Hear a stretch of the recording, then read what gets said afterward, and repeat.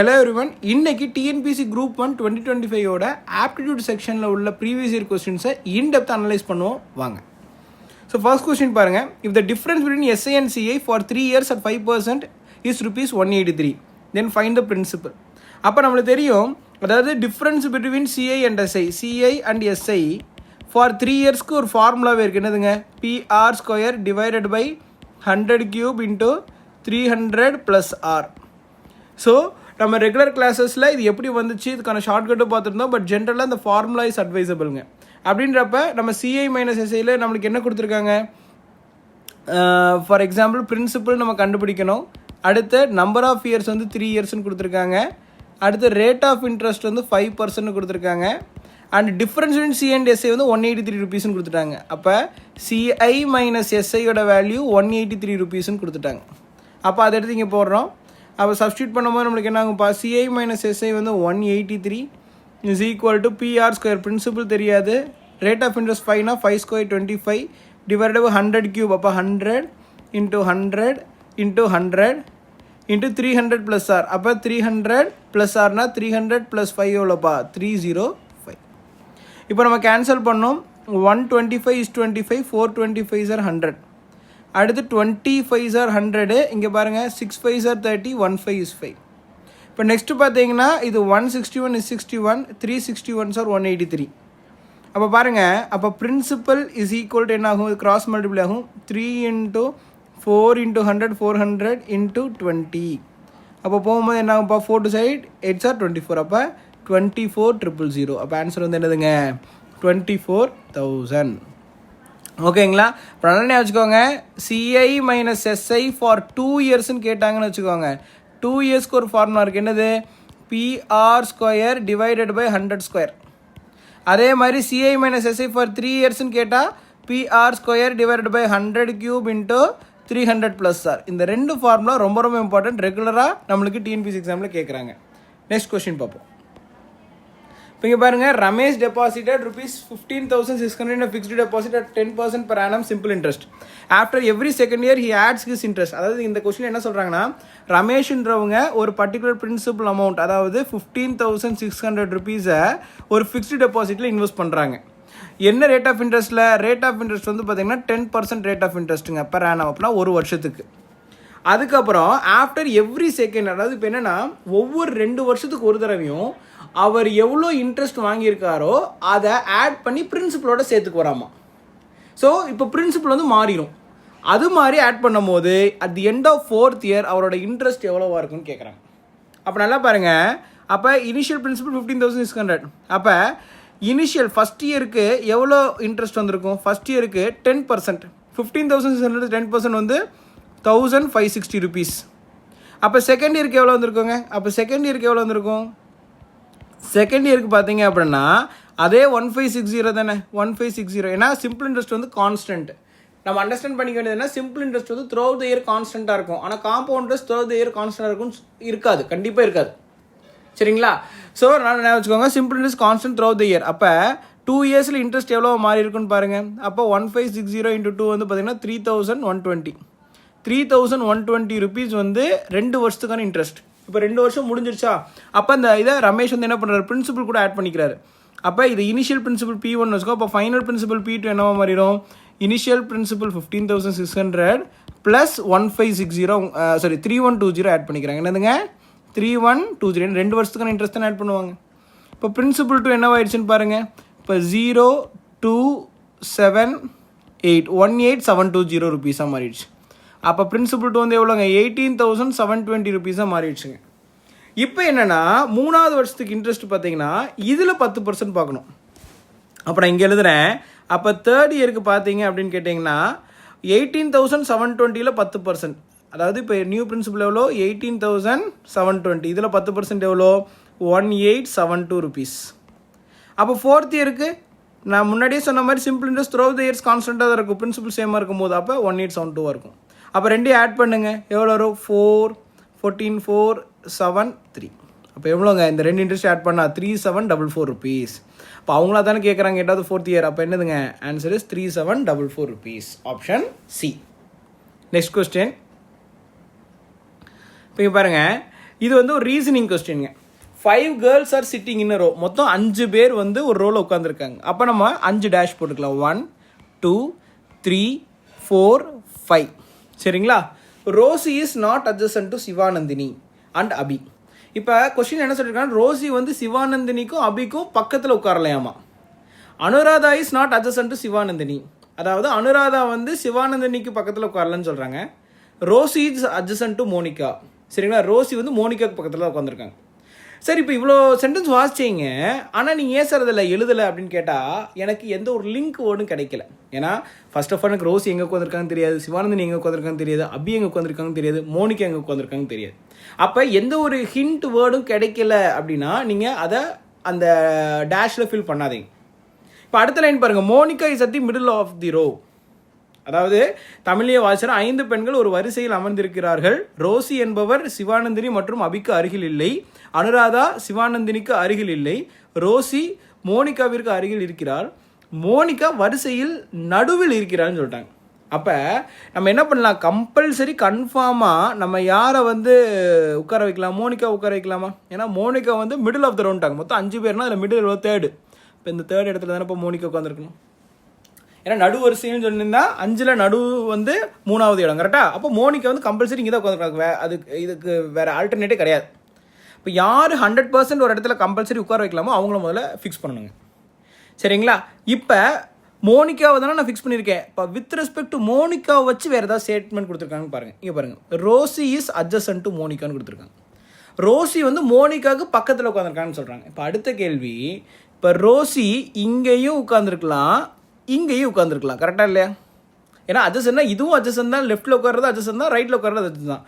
அப்போ எந்த side sir Rousey உட்காந்துருக்கான்னு கேட்டால் நம்மளுக்கு அது எக்ஸாக்டாக தெரியல. அதனால் நான் என்ன பண்ணுறேன், நல்லா கவனிங்க, இதை 2 பாசிபிலிட்டி கேஸாக எடுத்துக்கிறேங்க. என்னதுங்க?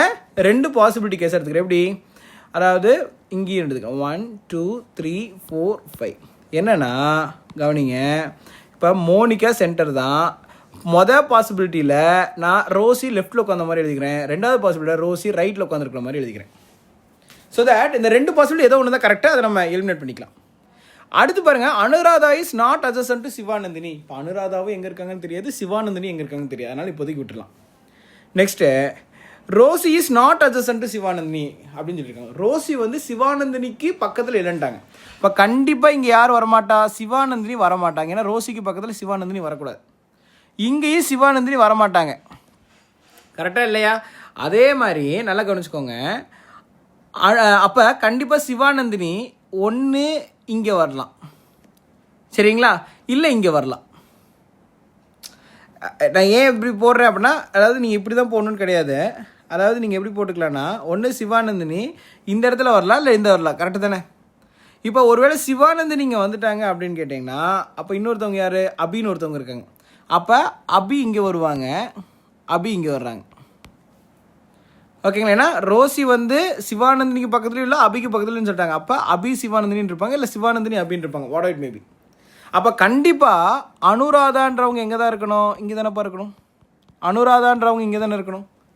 அப்போ நான் இன்னொரு தடவை எக்ஸ்பிளைன் பண்ணுற பாருங்கள். மோனிகா தான் சென்டரில் வர்றாங்கன்ட்டாங்க. அப்போ 5வது இடத்துல மோனிகாவை போட்டாச்சு. சரிங்களா? அதுக்கடுத்து ரோசி வந்து மோனிகாவுக்கு பக்கத்துலன்ட்டாங்க. அப்போ இந்த கேஸ் படி இந்த லெஃப்டில் ரோசியை போட்டேன், இந்த கேஸ் படி ரைட்டில் ரோசியை போட்டேன். ஓகே. அடுத்த Anuradha is not adjacent to சிவானந்தினின்னு சொல்லிட்டாங்க. இந்த அனுராதான்றவங்க சிவானந்தினி பக்கத்தில் இல்லை, பட் சிவானந்தினி எங்கே இருக்காங்கன்னு நமக்கு தெரியாது, அதனால் இப்போதைக்கு விட்டுருங்க. Rosie is not adjacent to சிவானந்தினின்னு சொல்லிட்டாங்க. ரோசி இங்கே இருந்தாங்க. அப்போ ரோசி வந்து யாருக்கு பக்கத்தில் இல்லை, சிவானந்தினி பக்கத்தில் இல்லை. அப்போ கண்டிப்பாக ரோசி இங்கே இருக்காங்கன்னா இந்த இடத்துல சிவானந்தினி வரக்கூடாது. அதனால தான் சிவானந்தினி இங்கே போட்டேன். அதே நேரத்தில் அபிக்கு பக்கத்தில் இல்லை. அப்போ சிவானந்தி ஒரு இடத்துல வருவாங்க, அபி ஒரு இடத்துல வருவாங்க. சார் அப்போ இங்கே அபி வந்துட்டு, சார் இங்கே அபி வந்துட்டு இங்கே சிவானந்தினி வரலாமா சார், இங்கே அபி வந்துட்டு இங்கே சிவானந்தினி வரலாமா, தாராளமாக போடலாம், அது பிரச்சனை கிடையாது. சரிங்களா? அதே மாதிரி தான் இங்கேயும் போட்டிருக்கோம். அப்போ கண்டிப்பாக விட்டு போன ஆள் ஒன்றே ஒன்று தான், அனுராதா, அவங்கள தான் இங்கே போட்டிருக்கேன். ஓகேங்களா? இப்போ கொஸ்டின் என்னது, then Anuradha is adjacent to whom of the following. அப்போ அனுராதா யாருக்கு பக்கத்தில் இருக்காங்கன்னு கேட்குறாங்க. யாருக்கு பக்கத்தில் இருக்காங்க? ரோசி. ஸோ 2 பாசிபிலிட்டிலையுமே அனுராதா யாருக்கு பக்கத்தில் தான் இருக்காங்க, ரோசிக்கு பக்கத்தில் தான் இருக்காங்க. ஓகேங்களா? Next question. இந்த இதில் என்ன சொல்கிறாங்கன்னா, 3 circles of radius 3.5 cm placed in such a way that each circle touches the other 2. The area of the portion enclosed by the circles is. சரிங்களா? இது கொஞ்சம் ஒரு லாங் கொஸ்டின் மாதிரி இருக்குங்க. இப்போ இங்கே பாருங்கள், இங்கே வந்து 3 சர்க்கிள்ஸ் இருக்குங்க.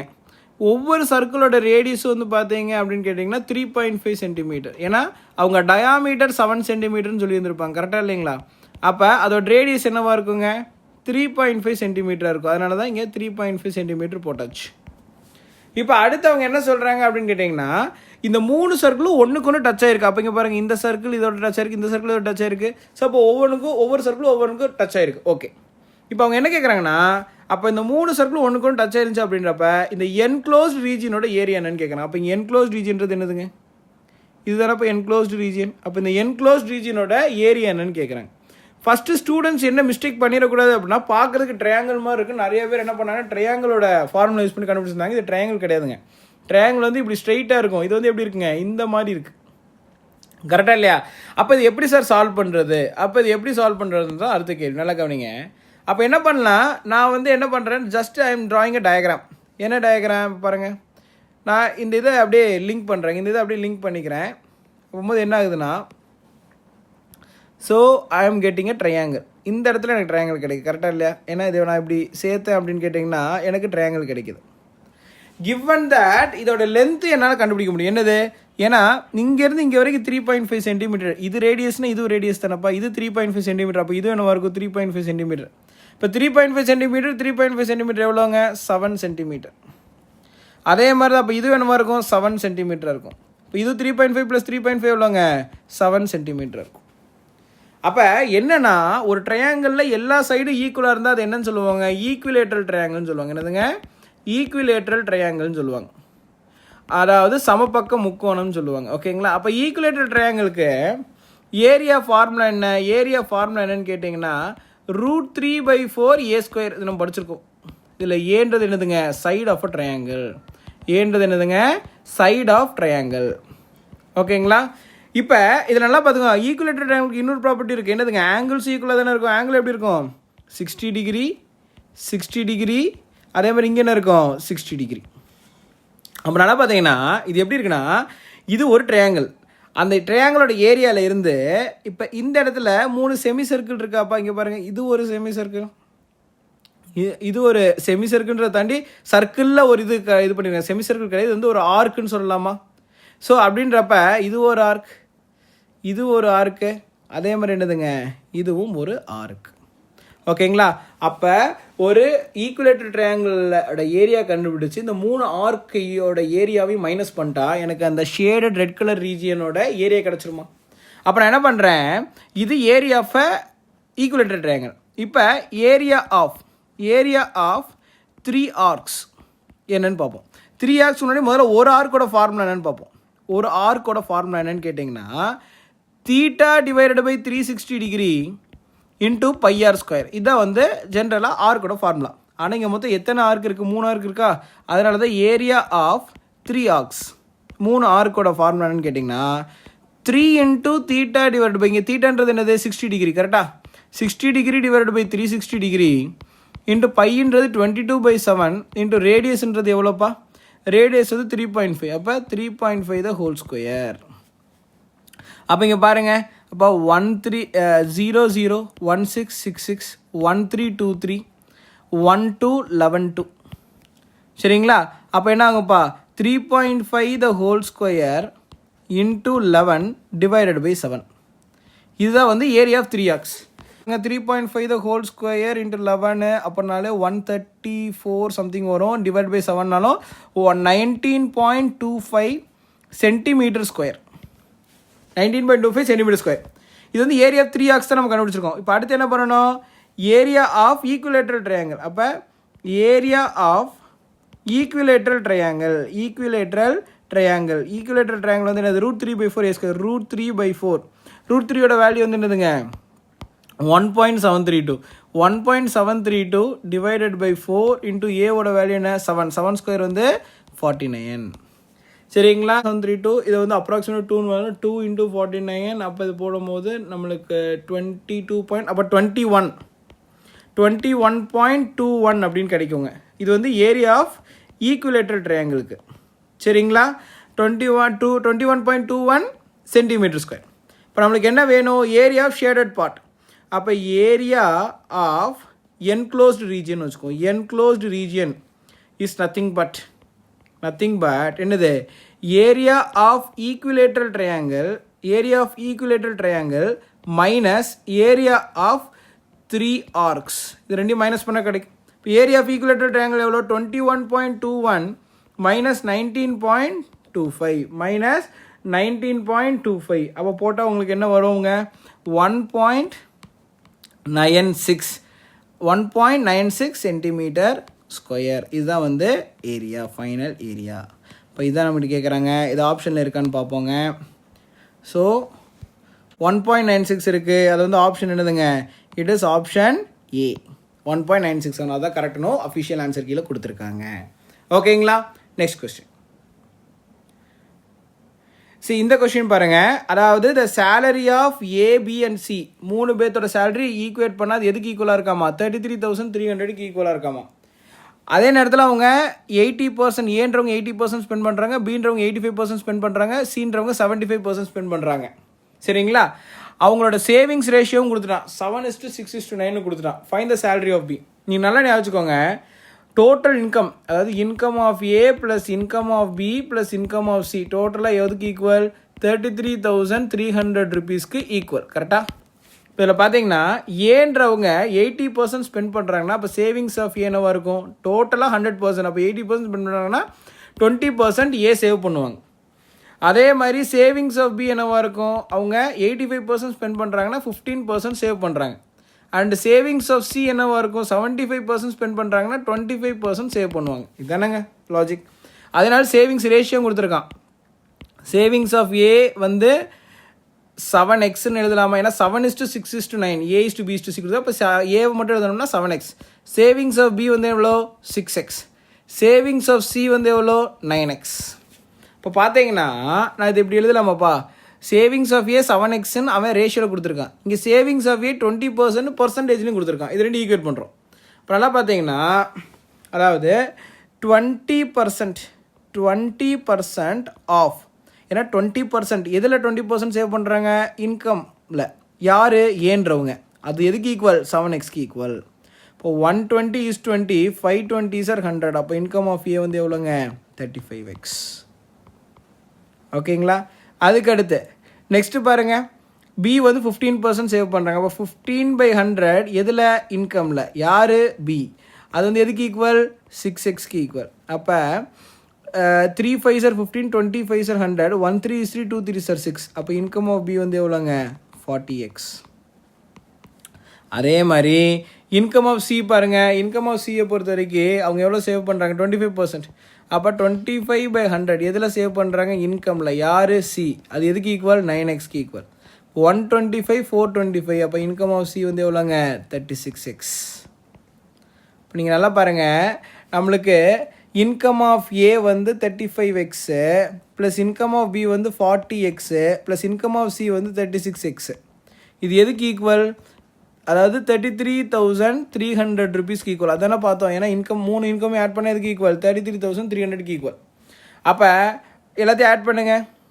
எல்லாத்தையும் ஆட் பண்ணிங்கன்னா 40 70 100 100 is 111. 111x is equal to 33,300 ருபீஸ்க்கு ஈக்குவல். இப்போ எக்ஸ் இஸ் ஈக்குவல் டு எவ்வளோங்க 300 ருபீஸ்க்கு ஈக்குவல்.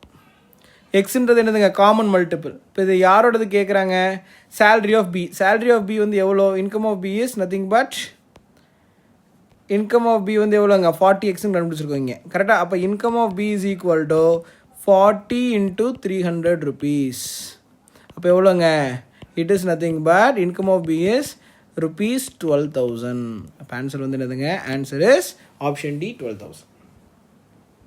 ஸோ புரியுதுங்களா? Next question. ஸோ இதெல்லாம் ரொம்ப சிம்பிள் கொஸ்டினுங்க. இங்கே பாருங்கள், 3 numbers are in the ratio 3:4:5. LCM is 2,400. The HCF of these numbers is. அப்போ அந்த 3 நம்பர்ஸை நான் A:B:Cன்னு எடுத்துக்கிறேங்க. அதோட வேல்யூ வந்து என்னதுங்க 3:4:5. இப்போ ஏன்ற நம்பர் வந்து என்னது 3x, பீன்ற நம்பர் வந்து என்னது 4x, சீன்ற நம்பர் என்னது 5x. ஓகேங்களா? அப்போ இது மூணுக்கும் நான் எல்சிஎம் எடுக்கிறேன். இப்போ 3x 4x 5x இது மூணுக்கு எல்சிஎம் எடுத்தால் என்ன ஆகும், ஃபஸ்ட்டு எக்ஸை காமனாக எடுத்துக்கலாம். அப்போ 3 4 5. அடுத்து இங்கே பாருங்கள் 2 எடுக்கலாம் 3 2 5. ஸோ எப்பவுமே இந்த மாதிரி ப்ரைம் நம்பர்ஸ் ஒரு தடவை வந்துச்சுன்னா அப்படியே எல்சிஎம்ல ஸ்டாப் பண்ணிக்கலாங்க. சரிங்களா? இதெல்லாம் எப்படின்ற ஷார்ட்கட் நம்ம ரெகுலர் கிளாஸில் பார்ப்போம். அப்போ இதை மல்டிப்ளை பண்ணணும். இங்கேருந்து ஆரம்பிக்கிறோம். 5 2s are 10, 10 3s are 30, 30 2s are 60, 60 into x 60x. இப்போ நம்ம எல்சிஎம் 60xன்னு கண்டுபிடிச்சிருக்கோம். அவங்க எல்சிஎம்மோட வேல்யூ 2400 கொடுத்துருக்காங்க. ரெண்டுமே கரெக்டு தானே? ஏன்னா நம்ம கண்டுபிடிச்சது 60x, அவங்க கொடுத்தது 2400, ரெண்டு ஈக்குவல் தான். அப்போ எக்ஸ் வந்து என்னதுப்பா? எக்ஸ் வந்து 0 0 கேன்சல் ஆயிடுச்சுன்னா 40. எப்பவுமே இந்த எக்ஸுன்றது என்னது அப்படின்னா காமன் மல்டிபிள்னு சொல்லுவாங்க. இதுக்கு இன்னொரு பேர் இருக்குது. அது பேர் என்னது? ஹெச்சிஎஃப். நம்ம ரெகுலர் கிளாஸில் பார்த்துருக்கோம்ல. அப்போ அவனும் கேட்குறது என்னது? HCF of these numbers. அப்போ ஆன்சர் வந்து என்னதுங்க? It is nothing but 40. ஓகேங்களா? நெக்ஸ்ட். ஸோ அடுத்து இந்த கொஸ்டின் பாருங்கள். If A and B are 2 digit numbers such that HCF A and B is 15, then how many pairs are available? இப்போ இந்த question பாருங்கள். ஏவும் பியும் ஒரு 2 digit நம்பர்னு சொல்லிட்டாங்க. அப்போ கண்டிப்பாக அந்த 2 digit நம்பர்னால் அது 10லேருந்து ஸ்டார்ட் ஆகணும். அதே நேரத்தில் லாஸ்ட் நம்பர் 99 இருக்கணும். இதுதான் நம்ம ஜென்ரலாக யோசிப்போம். ஆனால் அவங்க தெளிவாக சொல்லிட்டாங்க ஹெச்சிஎஃப் வந்து 15 அப்படின்னு சொல்லிட்டாங்க. ஏக்கு பிக்கு உள்ள ஹெச்சிஎஃப் 15 அப்படின்னா என்னன்னா அது வந்து 15ஆல் வகுப்படுற ஒரு நம்பராக இருக்கணும். 15ஆல் டிவைட் ஆகிற ஒரு நம்பர். அப்போ 15ஆல் டிவைட் ஆகிற நம்பர் கண்டிப்பாக 10 கிடையாது. அப்போ 10க்கு மேலே, ஏன்னா ஒரு 2 digit சொன்னால் 10க்கு மேலே 15ஆல் டிவைட் ஆகிற நம்பர் வந்து என்னது? 15. ஃபர்ஸ்ட் நம்பர் வந்து என்னது? 15. அதே மாதிரி அடுத்த நம்பர் என்னது? 30. அது மாதிரி எழுதிட்டு போயிட்டே இருக்கலாம். கரெக்டாக இல்லையா? அப்போ லாஸ்ட்டு 15ஆல் டிவைட் ஆகிற நம்பர் என்னதுப்பா? அதாவது 15ஆல் டிவைட் ஆகிற நம்பர் லெட் இட் பி 90. ஏன்னா 15ஆல் டிவைட் ஆகிற நம்பர் 90 தானே? அப்போ 15லேருந்து 90 வரைக்கும் மொத்தம் எத்தனை நம்பர் இருக்குன்னு பாருங்கள். அப்போ எத்தனை நம்பர் இருக்குது அப்படின்னு பார்க்குறதுக்கு நம்ம ஏபி யூஸ் பண்ணாலும் ஓகே தான். அப்போ ஏபியில் ஒரு ஃபார்முலா இருக்குது. T N is equal to A plus N minus 1 into D. இப்போ டிஎன் வந்து 90, ஏ வந்து 15 ப்ளஸ் என்ன தான் நம்ம கண்டுபிடிக்கணும் எவ்வளோ நம்பர்ஸ்னு இன்ட்டு காமன் டிஃப்ரென்ஸ் வந்து எவ்வளோ? 15. இப்போ 90 மைனஸ் 15 வந்து பார்த்தீங்கன்னா 80 75. அப்போ 75 divided by 15 is equal to N minus 1. 115 இது என்னதுங்க? 5 into 15 75. அப்போ 5 + 1 6. அப்போ n is equal to எவ்வளோங்க? 6. இப்போ மொத்தம் 2 digit நம்பர் 10க்கு மேலே 99க்குள்ள 15ஆல் வகுப்படுற எண் எவ்வளோ இருக்குது அப்படின்னா மொத்தம் 6 நம்பர் இருக்காமா. இது நம்ம கண்டுபிடிச்சிட்டோம். சரிங்களா? இப்போ நல்லா கவனிச்சுக்கோங்க. அப்போ இதில் எப்படிலாம் எழுதலாம்? மொதல் நம்பர் 15ஏன்னு சொல்லியிருக்கோம். மொதல் நம்பர் எப்படி எழுதுனா 15ஏன்னு வச்சுக்கலாம். இன்னொரு நம்பர் எப்படி எழுதிக்கலாம்? 15B. ஏ அண்ட் பி தானே. ஆனால் இந்த ரெண்டு நம்பர் 15ஆல் வகுப்படாது. அதனால 15A 15B எழுதிக்கும். இப்போ இந்த ஏ அண்ட் பிக்கு நிறைய வேல்யூஸ் நம்ம இது பண்ணலாம். பட் சின்ஸ் எனக்கு இங்கே 6ன்னு கிடச்சனால நான் என்ன பண்ணிக்கிறேன்னா 6 வேரியேஷன் பார்த்தா போதும். அப்போ என்னது? அதாவது 11 12 13 14 15 16. அதாவது 6 வரைக்கும் 2 பேரில் எனக்கு அதாவது HCF 1 கொடுக்குற பேரை நம்ம செலக்ட் பண்ணலாம். ஏன் சார் HCF 1 கொடுக்குற பேரை செலக்ட் பண்ணணும்? ஏன்னா அவன் தெளிவாக சொல்லிட்டான் HCF 15 சொல்லிட்டான். இப்போ நீங்கள் HCF 1 கொடுக்காத ஒரு பேரை செலக்ட் பண்ணிங்கன்னா உங்களுக்கு வந்து அதோட என்டையர் கொஸ்டினுக்கு HCF மாறும். இப்போ ஒரு எக்ஸாம்பிளுக்கு இப்போ 1ஐயும் செலக்ட் பண்ணோம். இப்போ 1 சீரீஸில் எல்லாமே செலக்ட் பண்ணுறோம், பிரச்சனை கிடையாது. இப்போ ஃபார் எக்ஸாம்பிள் 3 6 செலக்ட் பண்ணுறீங்கன்னு வச்சுக்கோங்க. இங்கே HCF வந்து என்னது? 3. ஆனால் ஆல்ரெடி நம்ம 15 கண்டுபிடிச்சிருக்கோம். 15 into 3 வந்து என்னவா மாறிடும்? 45 மாறிடும் HCF. அப்போ நான் என்ன சொல்கிறேன்? நம்ம செலக்ட் பண்ண போகிற நம்பர் என்னவா இருக்கக்கூடாதுங்க? அதாவது அதர் தேன் 1 HCF கொடுக்குற ஒரு நம்பராக இருக்கக்கூடாது. சரிங்களா? அதாவது ரொம்ப சிம்பிளாக சொல்ல போனால் சார்பகா எண் ஜோடியாக இருக்கணும், கோப்ரைம் செட்டாக இருக்கணும். அப்போ நெக்ஸ்ட் சீரீஸில் பாருங்கள் 2 1 செலக்ட் பண்ணலாம், 2 2 செலக்ட் பண்ணக்கூடாது, 2 3 செலக்ட் பண்ணலாம், 2 4 செலக்ட் பண்ணக்கூடாது, 2 5 செலக்ட் பண்ணலாம், 2 6 செலக்ட் பண்ணக்கூடாது. அடுத்து ஆனால் அடுத்து ஃபைனலாக சொல்கிறாங்க 3 1 செலக்ட் பண்ணலாம், 3 2 செலக்ட் பண்ணலாம், 3 4 செலக்ட் பண்ணலாம், 3 5 செலக்ட் பண்ணலாம். அடுத்து 4 1 செலக்ட் பண்ணலாம், 4 3 செலக்ட் பண்ணலாம், 4 5 செலக்ட் பண்ணலாம்.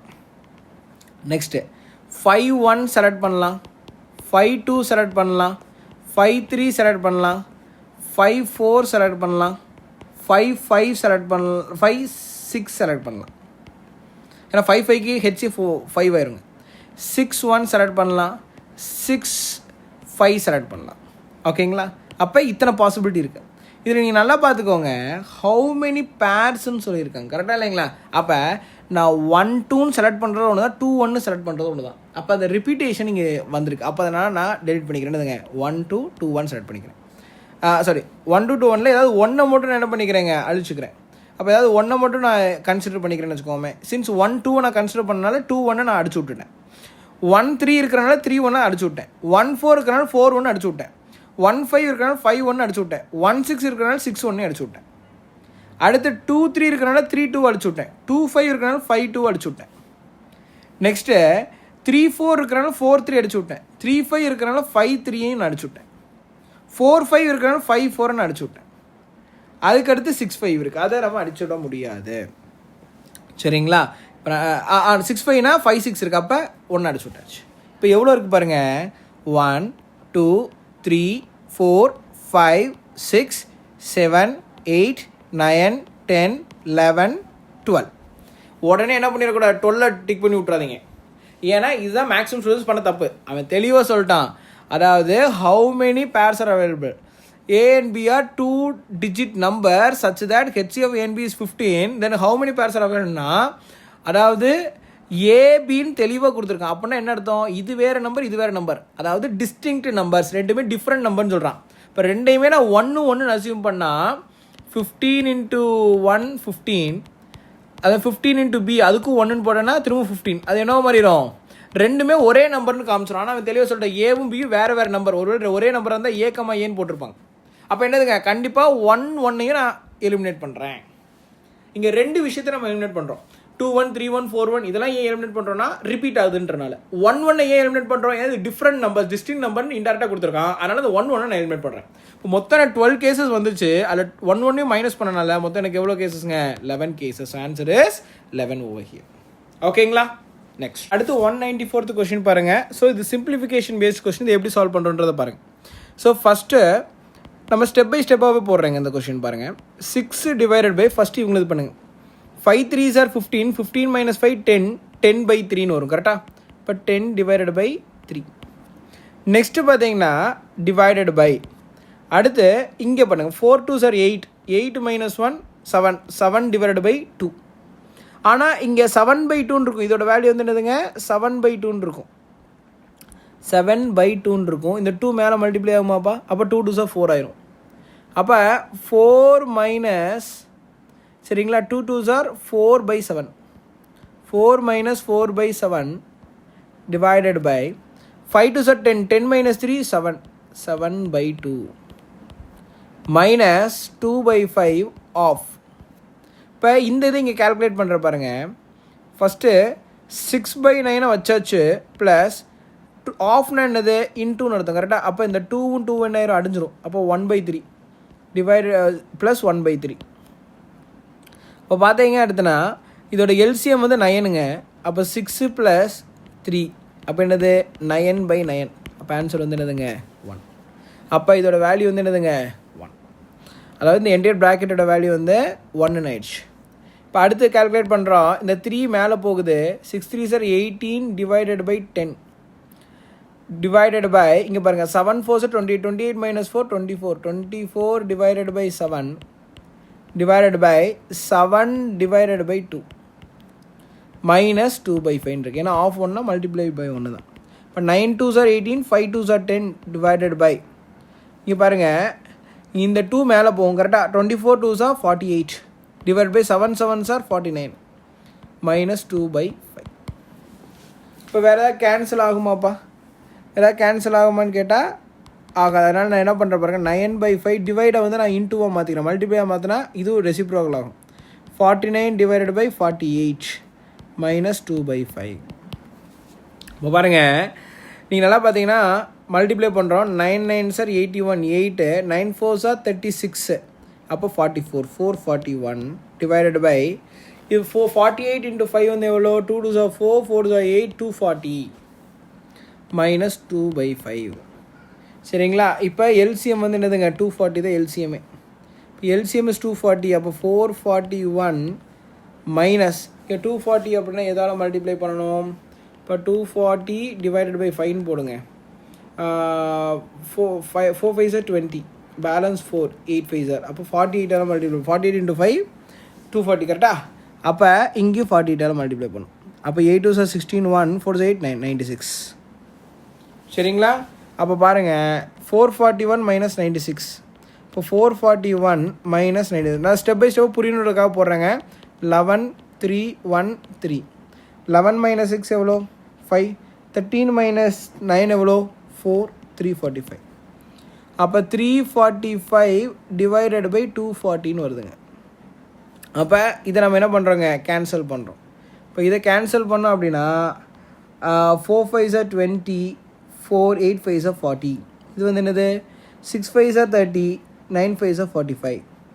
அடுத்து தேர்ட் டேபிளில் போகும்லப்பா 2 3s are 6, 3 3s are 9. இது என்னதுங்க 1 3 is 3, 6 3s are 18. அப்போ 23/16 வருது.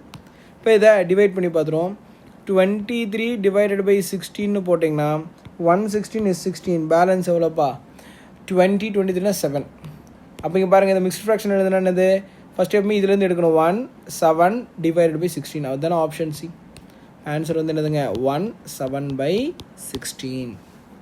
நெக்ஸ்ட் கொஸ்டின் 95th கொஸ்டின் பாருங்கள். So it's a very good question and very important question with respect to arithmetic progression. So இதை நான் வந்து இன்னொரு பேஜில் சால்வ் பண்ணி காமிக்கிறேங்க. ஸோ இந்த கொஸ்டின் என்ன சொல்கிறாங்கன்னு பார்ப்போங்க. T7 minus T4 is equal to 20 சொல்கிறாங்க. அப்போ T7 minus T4 is equal to 20 ஒரு ரிலேஷன் கொடுத்துருக்காங்க. இந்த இதில் எது வந்து ஃபால்ஸ்ன்னு கேட்குறாங்க.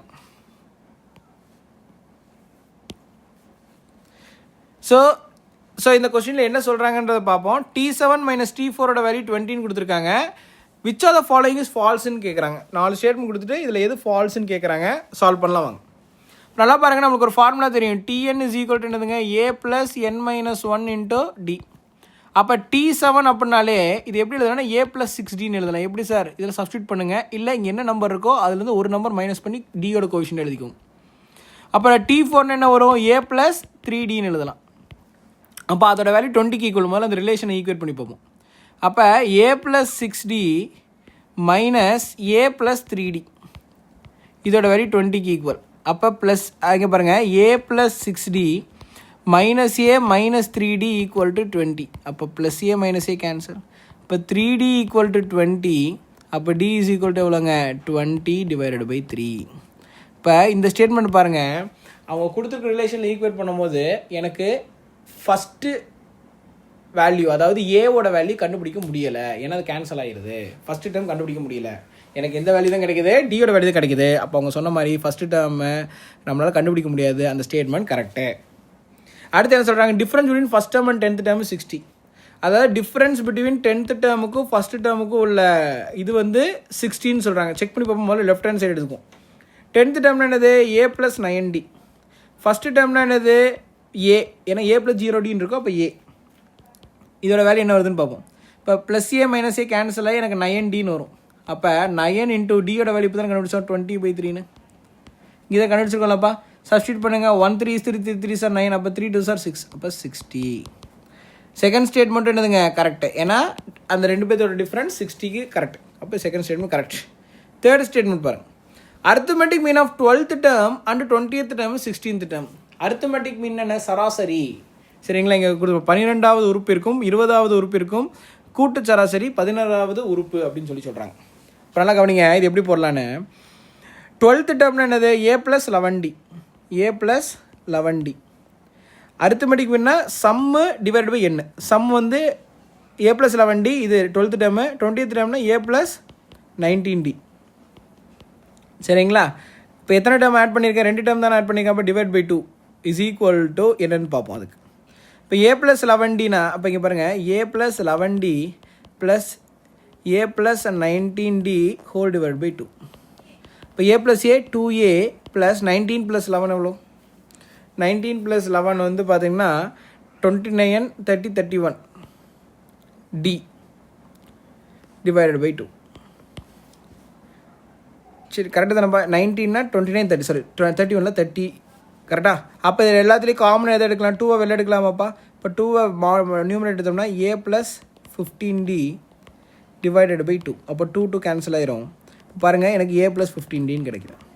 இப்போ நல்லா கவனிங்க, நான் ரெண்டுத்துக்கும் அரித்மெட்டிக் மீன் கண்டுபிடிச்சா எனக்கு ஆன்சர் என்ன கிடைக்குது அப்படின்னு கேட்டிங்கன்னா a ப்ளஸ் 15dன்னு கிடைக்குது. இப்போ எப்போ நான் a ப்ளஸ் 15dன்னு எழுதுவேன், அதாவது T16க்கு தானே எழுதுவேன், ஏன்னா T16 வருது a + 16 - 1 × d, அப்போ a + 15dன்னு எழுதுவேன். கரெக்டாக இல்லையா?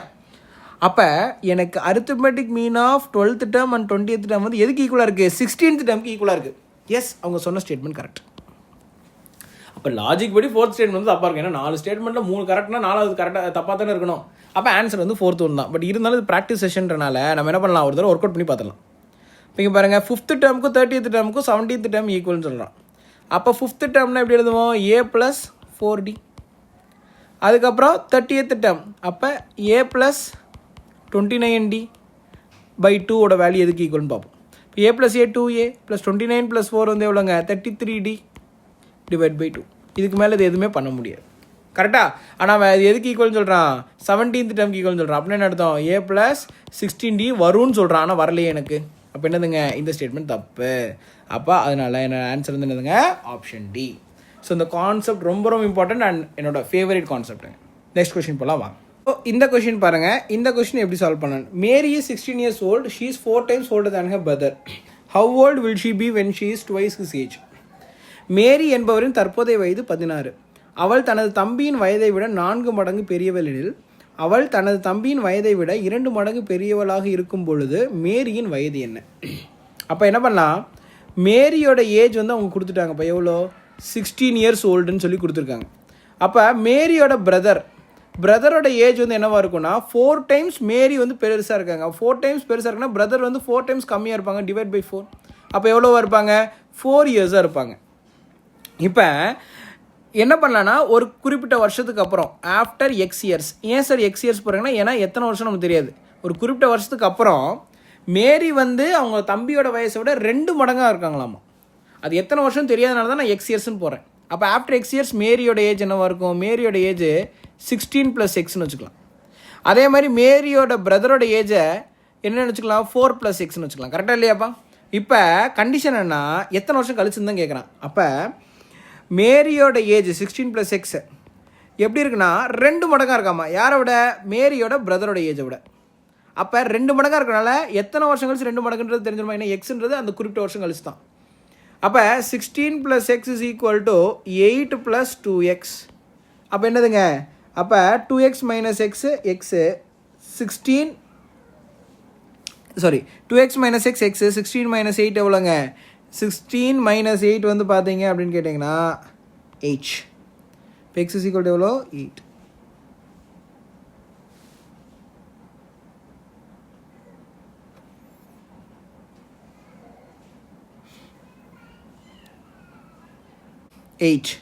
அப்போ x = 8ங்க. அப்போ 8 வருஷம் கழிச்சு ஆஃப்டர் 8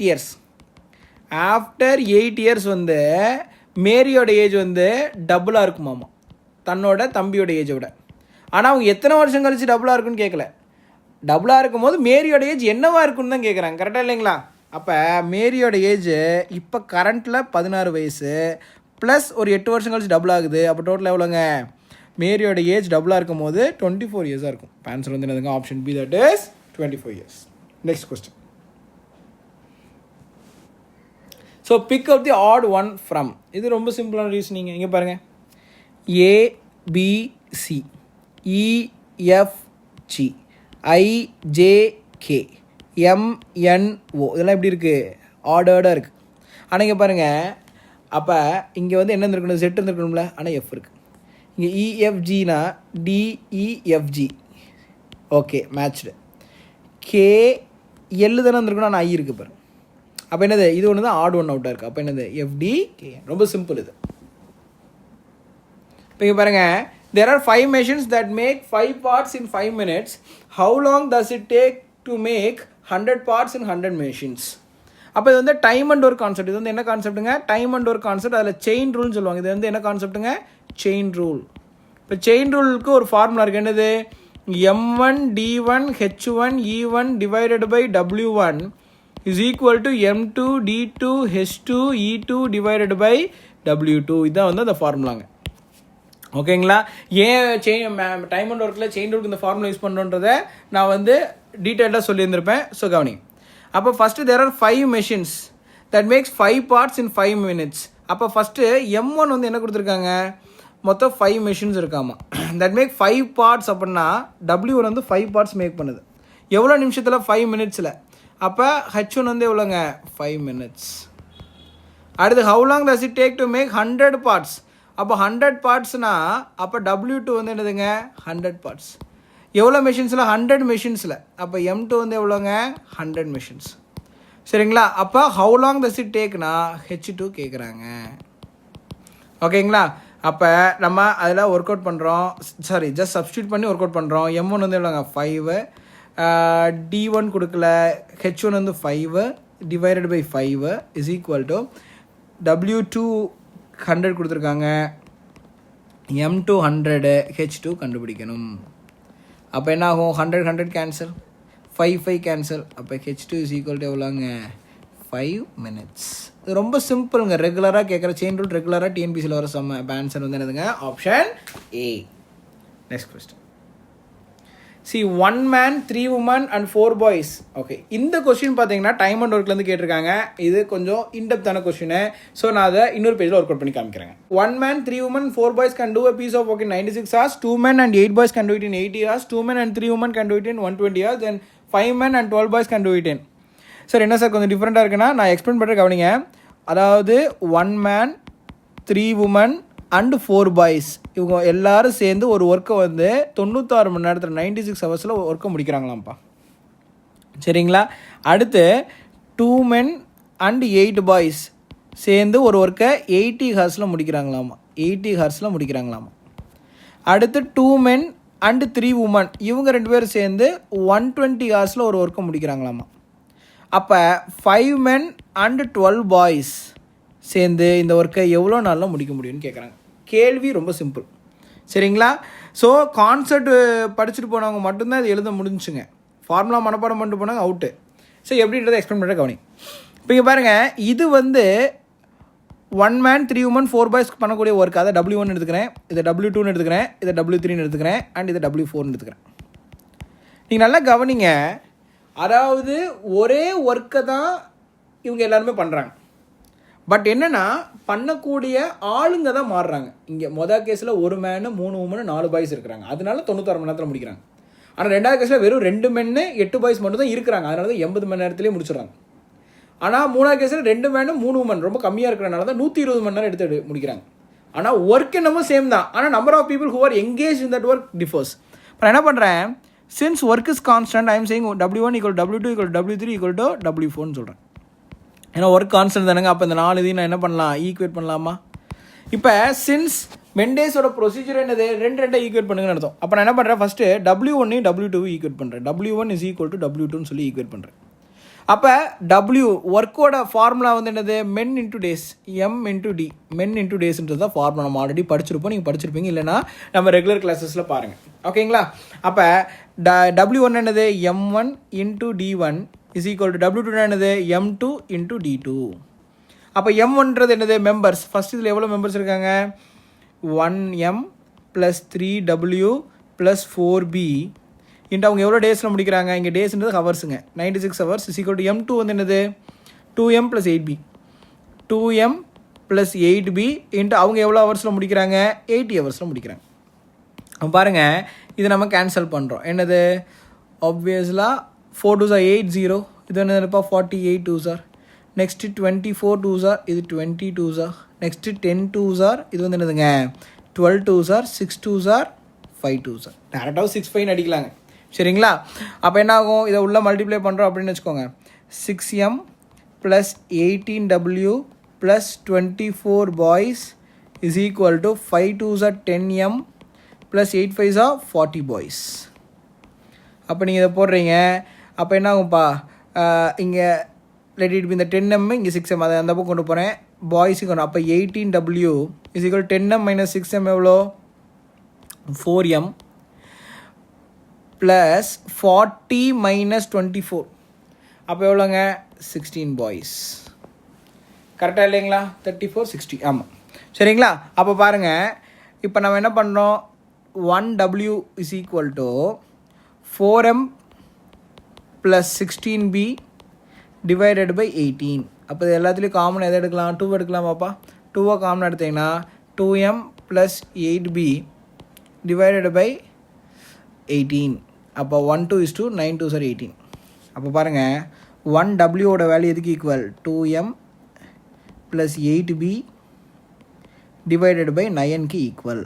ஸோ இது ஒரு ரிலேஷன் நம்ம ஆல்ரெடி கண்டுபிடிச்சிருக்கோம். Let it be equation number 1. சரிங்களா? இப்போ W1 W2 ஈக்குவேட் பண்ணோம், கரெக்டாக இல்லையா? இப்போ W2 W3 ஈக்குவேட் பண்ணுவோம். இப்போ என்ன பண்ணுவாங்க? W2 W3. அப்போ I'm equating W2 is equal to W3. இப்போ W2 என்ன சொல்லுது? M2 D2 is equal to M3 D3. அப்போ M2 வந்து என்னது? 2M plus 8B into D2 வந்து எவ்வளோ? 80 hours is equal to M3 என்னது? 2M plus 3W into 120 hours. திரும்ப 0 0. அப்புறம் என்னதுப்பா? 2 4s are 8, 3 4s are 12. அப்போ இங்கே பாருங்கள், நம்மளுக்கு தெரியும் 2M plus 8B is equal to 2M plus இங்கே பாருங்கள் 3W. ஆனால் 1Wக்கு பதிலாக நம்ம இது போடலாமாப்பா? 1Wக்கு பதிலாக 2M plus 8B 9. அப்போ 3 into 1Wக்கு பதிலாக நான் என்ன பண்ணுறேன் பாருங்கள், அதாவது 2M plus 8B by 9. 2M plus 8B by 9. சரிங்களா? ஹோல் இன்ட்டு 3ன்னு இருக்குது, ஏன்னா இந்த 3 இருக்குல்ல, பாதைங்க போடுறேன். அப்போ 2M plus 8B is equal to, நல்லா கவனிங்க, இந்த 3 into 2 வந்து 6M மாறிடுமாப்பா, ப்ளஸ் 1 3 is 3, 3 3 is 9. இந்த 3 உள்ள மல்டிப்ளை ஆகும்போது இந்த 3 இந்த 3 அடிஞ்சிருமா? அப்போ இங்கே ஒரு 3 வரும், கரெக்டாக அந்த 3 அடிஞ்சிருது.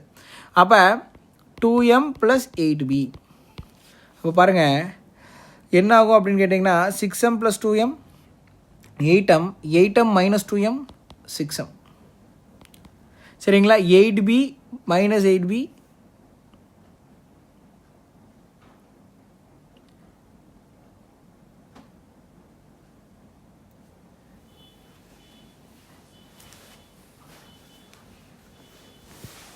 1 minute.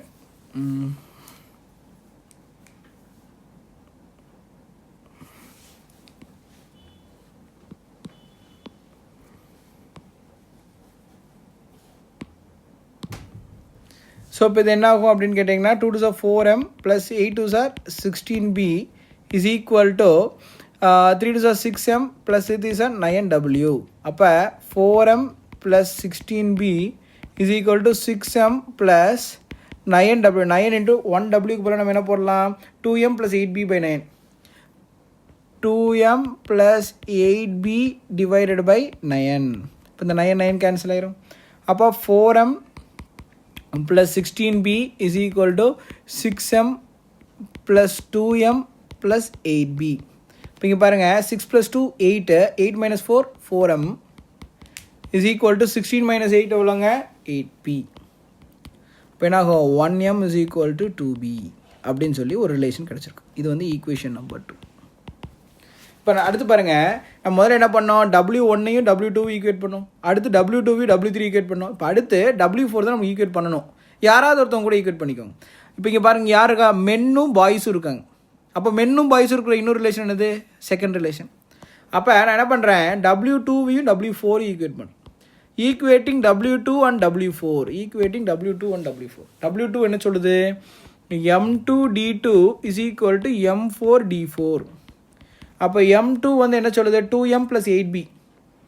2M plus 8B into 80 is equal to M4 என்ன சொல்லுது? 5M plus 12B.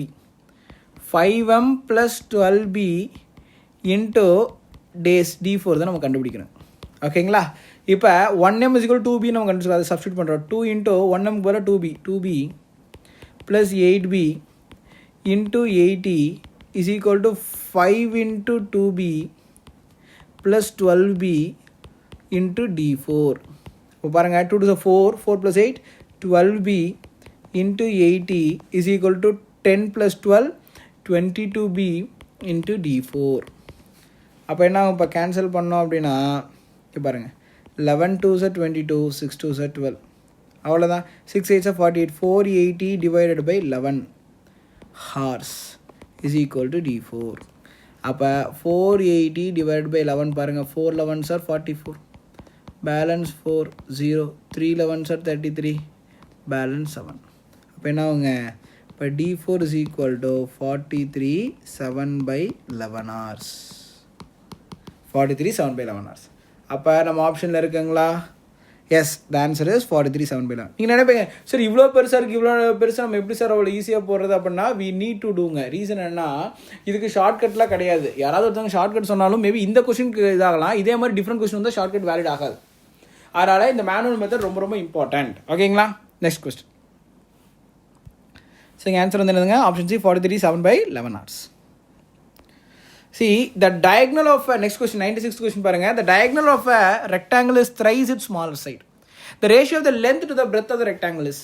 அப்போ நம்ம என்ன பண்ணிக்கலாம்னா ஒரு ரெக்டாங்கிள் வரைஞ்சிக்கலாங்க. ஒரு ரெக்டாங்கிள் இருக்கு, இது வந்து லென்த்து, இது வந்து பிரெத்து. கரெக்டாக? diagonal of the rectangle இதானப்பா diagonal, let it be, இப்படி போட்டுக்கலாம். இதுதான் diagonal. diagonal of the rectangle is thrice its smaller side. அப்போ இது diagonal Dன்னு வச்சுக்கோம். இந்த diagonal D வந்து thrice its smaller side. நீங்கள் smaller sideன்றது இந்த breadth தான். அப்போ 3Bன்னு வச்சுக்கிறேன். ஓகேங்களா? diagonal is equal to 3B. The ratio of the length to the breadth of the rectangle is. அப்போ இங்கே பாருங்கள், நான் என்ன பண்ணுறேன், இது பித்தாகரஸ் தியரம் யூஸ் பண்ணுறேன். இது வந்து ஒரு ரைட் ஆங்கிள் ட்ரையாங்கிள். கரெக்டாக இல்லையா? அப்போ பித்தாகரஸ் தியரம் படி என்னது, D square is equal to L square plus B square. கரெக்டாக? D square is equal to L square plus B square. Hypotenuse side square is equal to opposite side square plus adjacent side square. இப்போ D ஸ்கொயருக்கு பதிலாக Dக்கு பதிலாக என்ன பண்ணலாம், 3B போடலாமா? 3B தான் whole square. இப்போ அடுத்த கேள்வி, ஏன் சார் போடணும், ஏன்னா லென்த்துக்கும் பிரெத்துக்கும் தானே ரேஷியோ கேட்குறான். அப்போ Dன்ற ஒரு பேராமீட்டர் இருக்குது, Dயை வந்து பிரெத்தாக மாற்றிக்கிறேன்.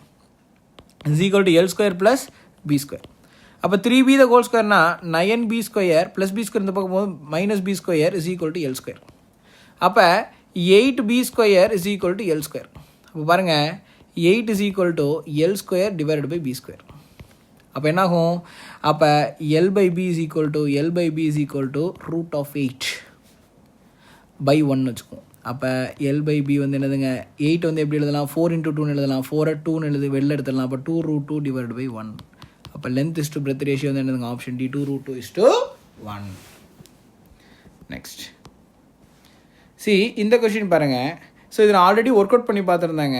ஸோ என்ன அப்படின்னா நல்லா கவனிச்சு பாருங்கள். அதாவது when we write like this A1 B4 C9 D16 இந்த மாதிரி எழுதும் போது what is the total value of the number followed by P and Q. இப்போ ஏவை ஃபாலோ பண்ணி வர நம்பர் 1, பியை ஃபாலோ பண்ணி வர நம்பர் 2, சியை ஃபாலோ பண்ணி வர நம்பர் 3. அப்படின்னு என்னது, ஏன்றது ஃபஸ்ட் நம்பர் இருந்தால் 1 வருது, பின்றது செகண்ட் நம்பர் இருந்தால் 2 வருது, சின்றது தேர்ட் லெட்டர் அதாவது 3 வருது. அது மாதிரி பியவும் கியூவையும் ஃபாலோ பண்ணி வர நம்பரோட அடிஷன் வந்து என்னது இந்த பேட்டர்ன் எழுதும் போது அப்படின்னு கேட்குறாங்க. அப்போ நல்லா பாருங்கள், ஏ 1 ஸ்கொயர் 1, பி 2 ஸ்கொயர் 4, அதுதான் இங்கே எழுதிருக்காங்க. அப்போ இங்கே அடுத்து ஃபாலோ பண்ண வர்ற நம்பரை ஸ்கொயர் பண்ணியிருக்காங்க, அதுதான் இங்கே லாஜிக். அப்போ நல்லா பார்த்தீங்கன்னா, அப்போ பின்றது எத்தனாவது லெட்டரு, 16th லெட்டர். அப்போ 16 ஸ்கொயர் பண்ணணும். கியூன்றது எத்தனாவது லெட்டரு, 17th லெட்டர். அப்போ 17 ஸ்கொயர் பண்ணணும். அப்போ 16 ஸ்கொயர் என்னது. ஸோ வேணாலும் நான் போட்டுக்கிறேன், நான் அன்றைக்கி சொன்ன ஷார்ட்கட் ரிப்பீட் பண்ணுறேன். இங்கே ஏன்னு இருக்கா, அப்போ ஏ ஸ்கொயர் 1, பின்னு இருக்குது, B square 6 square 36, 2AB 6 into 1 6, 6 2s are 12. அப்போ என்ன வரும், 256 வந்துடுச்சா, உங்களுக்கு தெரியும், இருந்தாலும் நான் போட்டு காமிக்கிறேன். இப்போ P 256, அடுத்து Q 17 ஸ்கொயர் அதே மாதிரி போடுங்க. 17 ஸ்கொயர் பாருங்கள், 1 49 14. அப்போ எவ்வளோங்க, 289, Q 289. அப்போ இதானப்போ ஃபாலோ பண்ணி வர நம்பர். அப்போ இது ரெண்டு ஆட் பண்ணுங்கள். இப்போ 256 ப்ளஸ் 289, 9 + 6 15, 1 8 9 14 1 545. ஆனால் இங்கே 545 நம்பரே இல்லை. அதனால தான் அவங்க என்ன போட்டிருக்காங்க, அந்த question and answer to be place before a expert கமிட்டின்னு போட்டிருக்காங்க. அப்போ ஆஸ் பர் நம்மளோட சேனல் படி ஆன்சர் வந்து என்னதுங்க, it is nothing but 545 is the answer. இது கிரேஸ் மார்க் கொடுத்துட்டாங்க, தட்ஸ் சம்திங் டிஃப்ரெண்ட். இப்போ இங்கே பாருங்கள், given below are 4 pictures of a cube. It's a very good question, dice question. So இதெல்லாம் பார்த்தீங்கன்னா ஃப்ராக்ஷனல் செகண்ட்ஸில் போகலாம். நான் ரெகுலர் கிளாஸில் 20 நிமிஷம் தான் நடத்துவேன், முடிச்சிடலாம். என்டையர் கியூப் கான்செப்ட் ரொம்ப சிம்பிள். கீழே கொடுத்துருக்கிற 4 ஃபிகர் கொடுத்துருக்காங்க. Which number is on the face opposite to 3. இதில் 3க்கு ஆப்போசிட்டில் என்ன நம்பர் இருக்குதுன்னு கேட்குறான். சரிங்களா? இப்போ நீங்கள் என்ன பண்ணலான்னா, ஏதாவது ஒரு 2 நம்பரை ஃபிக்ஸ் பண்ணுங்கள். சரிங்க, 2 டைஸை ஃபிக்ஸ் பண்ணுங்கள் ஆக்சுவலி.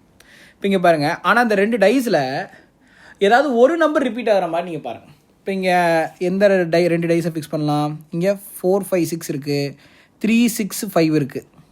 இங்கேயும் 5 6 5 6. அப்போ அது வேணாங்க நம்மளுக்கு. இல்லை அப்படி கூட எடுக்கலாம். டைப் 2 இது 5 6 5 6 ரிப்பீட் ஆகுது, அதை அடிச்சு விட்ருங்க. அப்போ மீதி என்ன இருக்குது, இங்கே 3 இருக்குது, இங்கே 4 இருக்குது. அப்போ 3க்கு ஆப்போசிட் 4, அவ்வளோதான். இப்போ இங்கே என்ன கேட்குறேன், ஆப்போசிட் 3 தானே கேட்குறேன், 4. அப்போ டைப் 2 வச்சு நீங்கள் அடிச்சு விட்றலாம். எந்த 2 டைஸில் 2 நம்பர் ரிப்பீட் ஆகுதோ அந்த 2 நம்பர் கேன்சல் பண்ணிட்டா மீதி 2ம் ஆப்போசிட்டில் இருக்கும். இது நான் ஆல்ரெடி ரெகுலர் கிளாஸில் நோட் பாயிண்ட்டை நான் கொடுத்துருக்கேன். சரிங்களா? Okay, next question. இப்போ இங்கே பாருங்கள், if rupees 1600 is divide among P and Q in the ratio 5:3 Q share. அப்போ Pக்கு Qக்கு 5:3. அப்போ Pக்கு எவ்வளோ கொடுத்துருப்பாங்க, 5x கொடுத்துருப்பாங்க. Qக்கு எவ்வளோ கொடுத்துருப்பாங்க, 3x கொடுத்துருப்பாங்க. அப்போ டோட்டல் எவ்வளோ எக்ஸ், Pக்கு Qக்கு சேர்ந்து 8x. அது எதுக்கு ஈக்குவல், 1600க்கு ஈக்குவல். இப்போ எக்ஸோட வேல்யூ எவ்வளோ, 200க்கு ஈக்குவல். இப்போ Qவோட ஷேர் கேட்குறாங்க. Qவோட ஷேர் வந்து எவ்வளோ, 3x. அப்போ 3 × 200. அப்போ எவ்வளோங்க, 600 rupees. Answer is option B, 600. Next question. இந்த கொஸ்டின் பாருங்கள், x is to 7.5 equal to 8 is to y is equal to 7 is to 17.5. அப்போ இது என்ன பண்ணலாம், ஸோ நம்மளுக்கு தெரியும் a is to bன்னு ஒரு ரேஷியோ கொடுத்து c is to dன்னு இன்னொரு ரேஷியோ கொடுத்துருந்தா a into dயும் b into cயும் ஈக்குவலாக இருக்குன்னு படிச்சிருக்கோம். கரெக்டாக இல்லையா? இந்த லாஜிக் படி இந்த சம் போடுவோம் வாங்க. இப்போ இந்த 3 ஈக்குவல்ங்கிறதுனால எந்த 2 வேணாலும் ஈக்குவேட் பண்ணலாம். பட் நான் என்ன சொல்கிறேன், இந்த இடத்துல எனக்கு ரெண்டுமே நோன் வேல்யூவாக இருக்குது. கரெக்டாக இல்லையா? ரெண்டுமே நோன் வேல்யூவாக இருக்குது. அதனால் இது கூட ஈக்குவேட் பண்ணுறேன். பாருங்கள், x is to 7.5 is equal to 7 is to 17.5. ஓகேங்களா? அப்போ இது ரெண்டு ஈக்குவேட் பண்ணால் x into 17.5 is equal to 7.5 into 7. ஓகேங்களா? இப்போ நல்லா கவனிங்க, இதில் ரெண்டுமே டெசிமல் இருக்கனால 10ஆல் மல்டிப்ளை பண்ணிக்கிறேன், எல்ஹெச்எஸ்லையும் ஆர்ஹெச்எஸ்லையும். அப்போ என்னாகும், x into 175 is equal to 75 into 7ன்னு மாற்றிக்கிறேங்க. அப்போ இங்கே பாருங்கள், 5th table அடிக்கலாம்லப்பா. 3 5s are 15, 5 5s are 25. இது என்னது, 15 5s are 75. 1 7 is 7, 5 7s are 35. இப்போ 1 5 is 5, 3 5s are 15. அப்போ x is equal to எவ்வளோங்க, 3. அப்போ x is equal to 3. 2 option இல்லை 3 ஆப்ஷனில் x is equal to 3 இருக்குது. அப்போ மீதி 2 ஈக்குவேட் பண்ணுவோம். இதையும் கூட ஈக்குவேட் பண்ணுவோம். ஏன்னா எக்ஸோட வேல்யூ தான் இப்போ கண்டுபிடிச்சிட்டோம்ல. அப்போ எக்ஸோட வேல்யூ வந்து என்னது, 3 is to 7.5 is equal to 8 is to y. 8 is to y. இப்போ அதே மாதிரி 3 into y is equal to 8 into 7.5.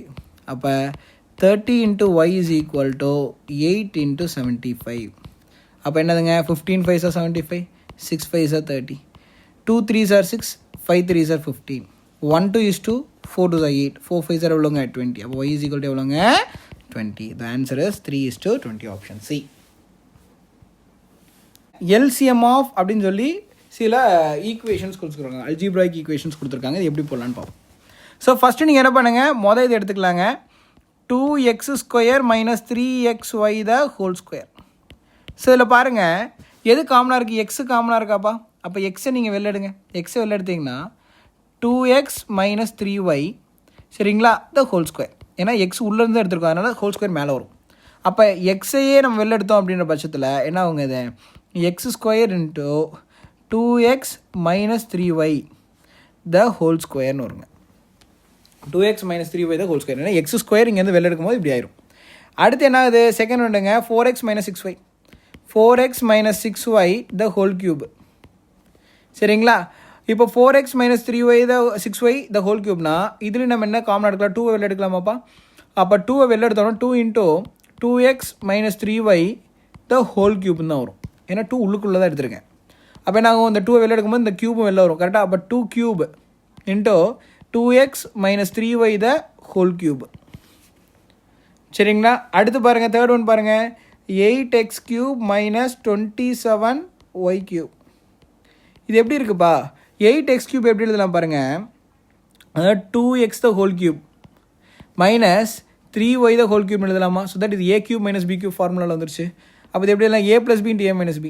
அப்போ a plus b, sorry a cube minus b cube, அது a, சரி. ஸோ இப்போ இந்த இதில் பாருங்கள்,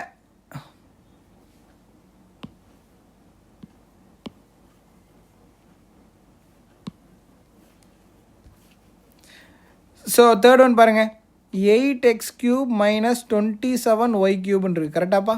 அப்போ இது எப்படி எழுதலாம், 2x the whole cube minus 3y the whole கியூப்னு எழுதலாமா. இது எப்படி இருக்குது, a cube minus b cube. அப்போ a cube minus b cube formula என்னது, a minus b into A square plus AB plus B square கரெக்டாங்களா? அப்போ அந்த ஃபார்முலா சப்ஸ்டியூட் பண்ணுறாங்க. அப்போ ஏ மைனஸ் பி என்னது 2x minus 3y into A square 2x whole ஸ்கொயர்னா 4x square plus AB 2x into 3y 6xy plus B square 3y whole square 9y square. அப்போ எல்சிஎம்ல என்ன காமனாக இருக்க பார்க்கணும். இங்கே பாருங்கள் 2 cube X square 2x minus 3y. அப்போ 2 கியூப் இருக்குது எக்ஸ் ஸ்கொயர் இருக்குது. இந்த ஒரு ஆப்ஷன் தான் இருக்குது. அப்போ அதை வச்சு எலிமினேட் பண்ணிடலாமே. இருந்தாலும் பார்ப்போம். 2x minus 3y whole cube இருக்குது, 2x minus 3y whole square இருக்குது, 2x மைனஸ் 3y மட்டும் இருக்குது. அப்போ பெரிய நம்பர் தான் எடுத்து எழுதணும். அப்போ 2x minus 3y whole cube. அடுத்து 4x square plus 6xy plus 9y square 4x square plus 6xy plus 9y square. ஏன்னா மற்றதெல்லாம் டேலி ஆயிடுச்சு. இப்போ ஆன்சர் வந்து என்னதுங்க? It is option B. ஓகேங்களா? ரொம்ப சிம்பிள். ஃபார்முலா எக்ஸ்பான்ஷன் தெரிஞ்சால் போதுங்க. இப்போ இந்த கொஸ்டின் பாருங்கள். Peter got 30% of maximum marks in the examination failed by 10 marks. இப்போ இதுதான் டோட்டல் மார்க் இந்த எக்ஸாமினேஷன் வச்சுக்கோங்க. சரிங்களா? இப்போ இது வந்து பாஸ் மார்க். இது வந்து என்னதுங்க? பாஸ் மார்க்கை நான் பீன்னு சொல்லி போடுறேன். பீட்டர் வந்து 30% வந்து வாங்கியிருக்காங்க அண்ட் ஃபெயில்டு பை 10 மார்க்ஸ். பீட்டர்னு ஒரு பையன் வந்து ஃபெயில் ஆகிட்டான். எவ்வளோ மார்க் வித்தியாசத்தில்? 10 மார்க் வித்தியாசத்தில் ஃபெயில் ஆகிருக்கான். ஓகேங்களா? நான் இதில் கொஞ்சம் நீட்டாக போடுறேன். ஒரு நிமிஷம் இருங்க.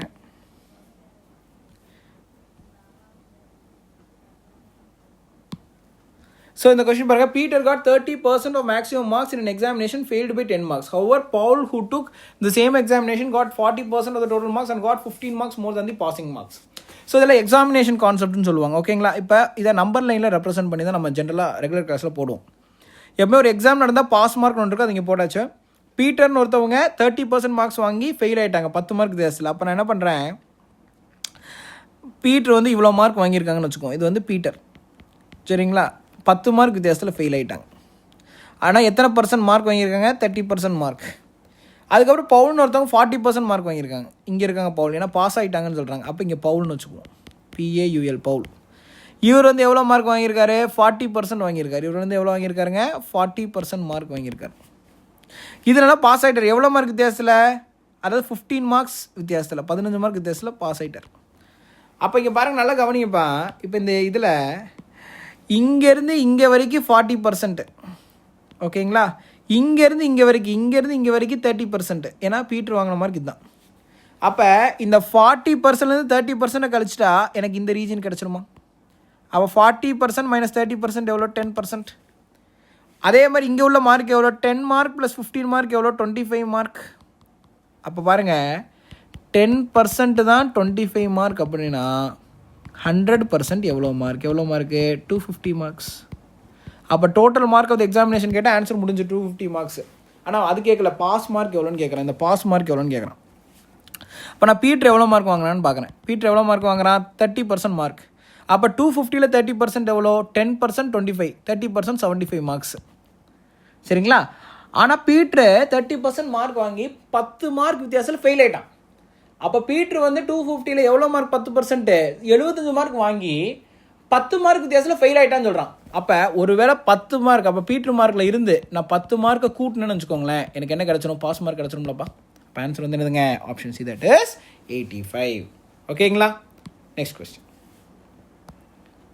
See, Akila scored 80% of marks in an examination. If her score was 576 marks, then find the maximum marks of the examination.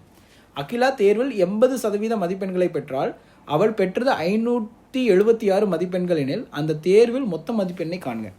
அப்போ ரொம்ப சிம்பிள். 80% தான் 576 அப்படின்னா 100% எவ்வளவு? ரொம்ப சிம்பிள் கொஸ்டின் இது. அப்போ 80 into x is equal to 576 into 100. இப்போ 0 0 அடைஞ்சிரும். இப்போ 1 8 is 8, 7 8 is 56, 2 8 is 16. அப்போ x is equal to எவ்வளோங்க? 720. ஆன்சர் வந்து என்னதுங்க? Option A, 720 marks. கொஸ்டின் பாருங்கள், 102nd கொஸ்டின். அதாவது ஒரு சீரீஸ் கொடுத்துட்டு இதுக்கு அடுத்த நம்பர் என்னன்னு கேட்குறாங்க. இப்போ இங்கே பாருங்கள், இதை எப்படி சால்வ் பண்ணுன்ற ஒரு ஐடியா சொல்கிற கவனிங்க. 0.5, 0.6, 1.5, 4, 8.9 இந்த மாதிரி தான் இருக்குங்க. நீங்கள் ஃபஸ்ட்டு டிஃப்ரென்ஸ் எடுங்கப்பா. 0.5க்கும் 0.6க்கு டிஃப்ரென்ஸ் எவ்வளோ? 0.1. 0.6க்கும் 1.5க்கும் இங்கே 5, அப்போ 0.9. 1.5க்கும் 4க்கும் 2.5, 3.5, அப்போ 4, அப்போ 2.5 வருது. அடுத்து 4க்கும் 8.9க்கும் பாருங்கள் 4.9 டிஃப்ரென்ஸ் வருது. இப்போ 0.1 0.9 2 ஏதாவது ரிலேஷன் இருக்கா இப்போயும் தெரியல. அப்போ என்ன பண்ணணும் சார், அடுத்து திரும்ப என்ன பண்ணுங்கள், டிஃப்ரென்ஸ் எடுத்துப்பாங்க. 0.1க்கும் 0.9க்கும் 0.8, 0.9க்கும் 2.5க்கும் 1.9 2.9 1.6, 2.5க்கும் 4.9க்கும் 3.5 4.5 2.4. இப்போ இதுக்கு டிஃப்ரென்ஸ் பாருங்களேன் காமனாக இருக்கும். ஃபார் எக்ஸாம்பிள் இது ரெண்டுத்துக்குள்ள டிஃப்ரென்ஸ் 0.8, இது ரெண்டுத்துக்குள்ள டிஃப்ரென்ஸ் 0.8. அப்போ கண்டிப்பாக இதுக்கு அடுத்து ஒரு நம்பர் வரும், அதோட டிஃப்ரென்ஸ் என்னவா தான் இருக்கணுங்க 0.8. அப்போ நல்லா கவனிங்க, 2.4 விட எதை ஆட் பண்ணால் எனக்கு அந்த நம்பர் வரும்னு பார்க்குறேன், 3.2. இப்போ கண்டிப்பாக இங்கே ஒரு டிஃப்ரென்ஸ் வரப்போகுது, அது வந்து 3.2. அந்த டிஃப்ரென்ஸ் யாருக்கு யாருக்கும், இங்கே ஒரு நம்பர் இருக்குது, இதுக்கும் ஒரு நம்பர், இந்த ரெண்டையும் மைனஸ் பண்ணால் 3.2 வரும். அப்போ இங்கே என்னவா இருக்கும், இப்போ 4.9 + 3.2 அப்போ எவ்வளோப்பா 11 1 4 5 6 7 8 8.1. இப்போ இங்கே என்ன நம்பர் வரும் 8.1. அப்போ இந்த 8.1 டிஃப்ரென்ஸ் எப்போ வரும், இங்கேயும் இன்னொரு நம்பர் இருக்குது, இது ரெண்டையும் மைனஸ் பண்ணால் தான் 8.1 வருது. அப்போ 8.9யும் 8.1யும் ஆட் பண்ணால் அந்த நம்பர் வந்துடும். அப்போ எவ்வளோ 10 1 17. இப்போ இங்கே என்ன நம்பர் வருது 17. அப்போ ஆன்சர் வந்து என்னதுங்க, it is nothing but option D 17. ஸோ எப்பெல்லாம் உங்களுக்கு இந்த மாதிரி அந்த ரிலேஷன் அவ்வளோ ஈஸியாக கண்டுபிடிக்க முடியும், difference of difference concept use பண்ணுங்க. ரெகுலராக பேங்கிங்கில் கேட்குற question. Next question. See, it's a very good reasoning question actually. Conceptual question. In a dice, if 2 is adjacent to 3, 5 and 6, then which of the following is necessarily true? ஒரு பகடையில் 2க்கு அருகில் 3, 5 மற்றும் 6 உள்ளது எனில் கீழே கொடுக்கப்பட்டுள்ள கூற்றில் உறுதியான உண்மை இது. உறுதியான உண்மைனா எல்லா பாசிபிள் கேஸ்லேயும் அது ட்ரூவாக இருக்கணும், கரெக்டாக இருக்கும். இப்போ நான் என்ன பண்ணுறேன், ஃபஸ்ட்டு ஒரு டைஸ் வரைஞ்சிக்கிறேங்க. லெட் திஸ் பி இங்கே வரைஞ்சிக்கிறேன், கொஞ்சம் பெருசாக வரைஞ்சிக்கிறேன், so that you can able to imagine. ஒரு டைஸ் வரைஞ்சிக்கிட்டாங்க, ஓகேங்களா. இங்கேயும் ஒன்று இருக்குது, ஓகேங்களா. இப்போ இங்கே பாருங்கள், அதாவது 2 is adjacent to 3, 5 and 6. இது front face. 2 is adjacent to 3, 5 and 6. Front face, top face, side ரெண்டு ஃபேஸில் இந்த மாதிரி நான் நம்பர்ஸ் போட்டேன், நம்மளாக போட்டுக்கலாம். இப்போ இங்கே பாருங்கள், ஃபஸ்ட்டு இது 3 is adjacent to 6, அதாவது 3க்கு பக்கத்தில் 6 இருக்குன்றாங்க, கரெக்டாக இருக்குது, ஓகே. 1 is adjacent to 4. இப்போ 1 is adjacent to 4னா மேபி கீழே 1 போட்டு மேலே 4 போட்டிருக்கலாம், இல்லை இந்த பக்கம் 1 போட்டு கீழே 4 போட்டிருக்கலாம், கரெக்டு தான், ஓகே. 2 is adjacent to 4. இப்போ 2 வந்து adjacent to 4ன்னு சொல்கிறாங்க. இப்போ இந்த 2ன்றது ஃப்ரண்ட் ஃபேஸில் இருக்குது, ஓகேங்களா. பாட்டம் ஃபேஸ் 4 இருந்தால் 2 4 அட்ஜசண்ட்டாக இருக்கும். ஒருவேளை அந்த 2க்கு ஆப்போசிட் ஃபேஸில் 4 இருந்தால் 2 4 ஆப்போசிட் ஃபேஸாக மாறிடும். ஆனால் அவன் என்ன சொல்லிட்டான், 2 is adjacent to 4ன்னு சொல்கிறான். 4 இங்கே இருந்தால் தான் அட்ஜசண்ட்டாக இருக்கும் பாட்டம் ஃபேஸ், ஆப்போசிட் இருந்தால் ஆப்போசிட் ஃபேஸாக தான் மாறும். அப்போ இது எப்போவுமே ட்ரூன்னு நம்ம சொல்ல முடியாது. 2 is adjacent to 1. அப்போ அதே லாஜிக் யூஸ் பண்ணுங்கள். 2 is adjacent to 1னா 1 இங்கே போட்டால் ஓகே, 2 is adjacent to 1. ஒருவேளை 1 ஆப்போசிட் ஃபேஸில் இருந்தால் 2 is opposite 1 மாறிடும். அப்போ இதுவும் எப்போவுமே கரெக்ட் கிடையாது. அப்போ இந்த டயக்ராம் வச்சு 2 ஆப்ஷன் எலிமினேட்டட். ஆனால் இந்த 2 ஆப்ஷனில் நான் 2ல் இதோ ஒன்று தான் ஆன்சர். அப்போ இதுக்கு நான் திரும்ப வேறு மாதிரி ஏதாவது தான் போட்டு பார்க்கணுங்க. அதுக்கு நான் என்ன பண்ணுறேன், நல்லா கவனிங்க. ஜஸ்ட் நம்பரை மட்டும் மாற்றிக்கிறேன், நம்பர்ஸை மட்டும் மாற்றிக்கிறேங்க.